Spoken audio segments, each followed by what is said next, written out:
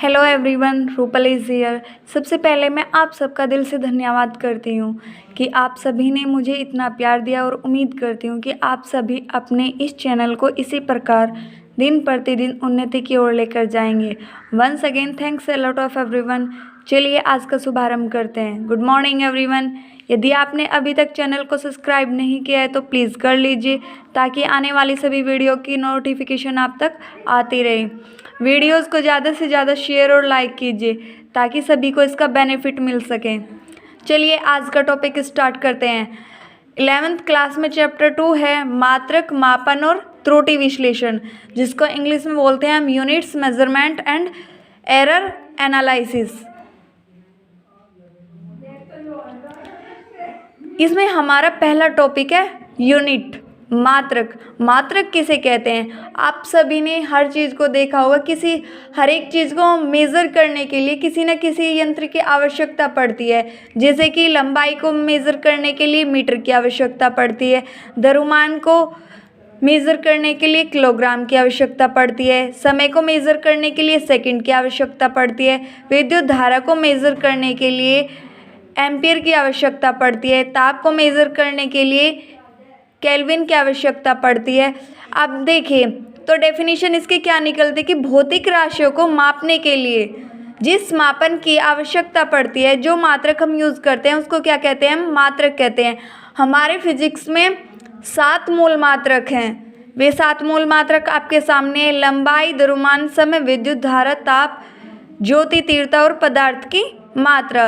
और इनको किस किस से मेज़र किया जाता है? ये इनके मात्रक हैं। ये यहाँ पर तुम्हारे इनके सिंबल्स हैं। मीटर को m से रिप्रेजेंट करते हैं, किलोग्राम को kg से रिप्रेजेंट करते हैं, सेकंड को s से रिप्रेजेंट करते हैं, एम्पियर को a से रिप्रेजेंट करते हैं, केल्विन को k से रिप्रेजेंट करते हैं और कैंडिला को cd से रिप्रेजेंट करते हैं। अब नेक्स्ट टॉपिक आता है हमारा आंकिक मान, न्यूमेरिकल वैल्यूज़।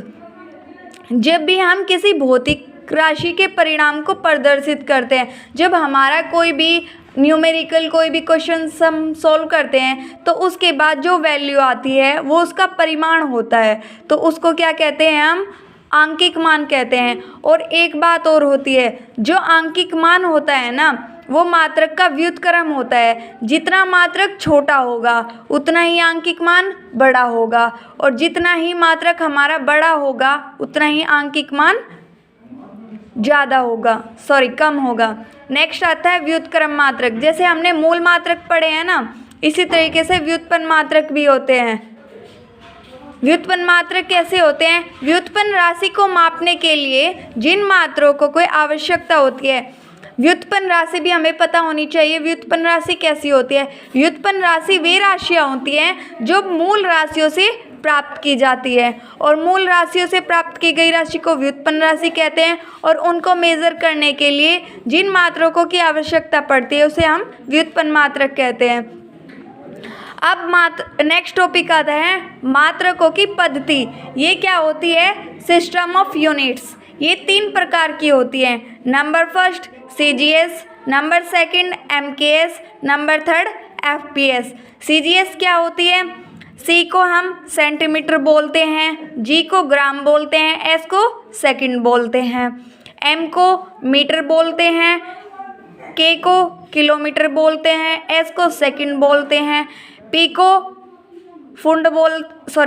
फुट बोलते हैं, P को पौंड बोलते हैं और S को सेकंड बोलते हैं। यहीं तक आप सभी उम्मीद करती हूँ कि आप सभी ने ध्यानपूर्वक सुना होगा और इनको याद कीजिए। That's it.